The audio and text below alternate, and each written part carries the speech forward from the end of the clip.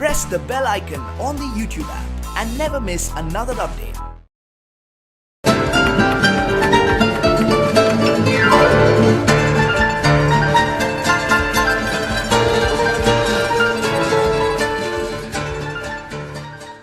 Hi friends, నా పేరు చందు. మీరు చూస్తున్నారు తెలుగు టెక్జాన్. సో ఫ్రెండ్స్, మనం నిన్నటితో ఇన్సర్ట్ ట్యాబ్లో ఉండే ఈ ప్రతి ఆప్షన్స్ గురించి నేను మీకు ఎక్స్ప్లెయిన్ చేశాను. ఒకవేళ మీరు ఆప్షన్స్ కానీ చూడకపోతే పైన ప్రీవియస్ వీడియోస్ని చూడండి.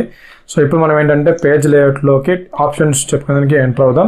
సో ఫస్ట్ ఆప్షన్ మనకి ఇక్కడ చూసుకుంటే థీమ్స్, కలరు, ఫాంట్, ఎఫెక్ట్స్.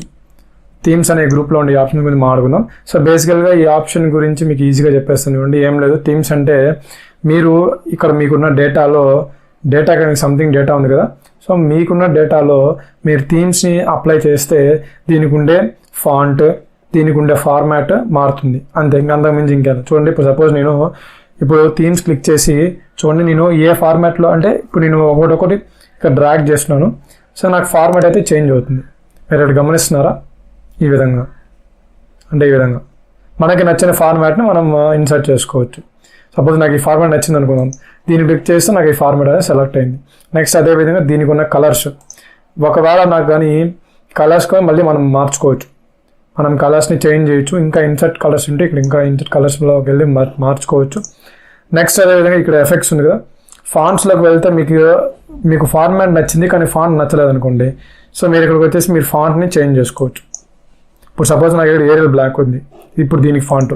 ఇప్పుడు నేనేం చేస్తానంటే దీన్ని మొత్తం సెలెక్ట్ చేసి ఇక్కడ ఫాంట్స్లోకి వెళ్ళి సో ఫాంట్స్ కూడా నేను చేంజ్ చేయొచ్చు ఈ విధంగా, నాకు ఆ ఫాంట్ నచ్చకపోతే.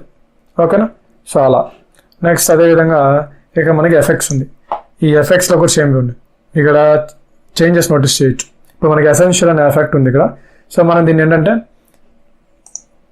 కంపోజిట్, ఇలా మనకి డిఫరెంట్ ఆప్షన్స్ని అంటే డిఫరెంట్ ఎఫెక్ట్స్ మనం దీంట్లో ఇన్సర్ట్ చేసుకోవచ్చు. సో ఈ విధంగా చూస్తున్నారా? సో ఇలాగా.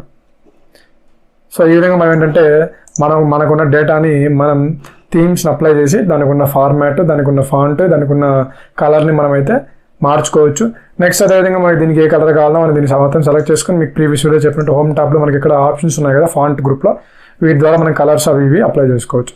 ఓకేనా? ఇది ఈరోజు మన టాపిక్ అయితే ఫ్రెండ్స్. సో నా వీడియో నచ్చింది అనుకుంటున్నాను. నచ్చితే ఒక లైక్ చేయండి, అలాగే మీ ఫ్రెండ్స్ అండ్ ఫ్యామిలీ మెంబర్స్కి షేర్ చేయండి. మీకు ఎటువంటి డౌట్స్ ఉన్నా రిగార్డింగ్ దిస్ టాపిక్ కింద కామెంట్ సెక్షన్లో కామెంట్ చేస్తే నేను మీకు ఖచ్చితంగా రిప్లై ఇస్తాను. అలాగే మళ్ళీ మంచి వీడియోతో మళ్ళీ మీ ముందు ఉంటాను. అంతవరకు thank you. Have a nice day.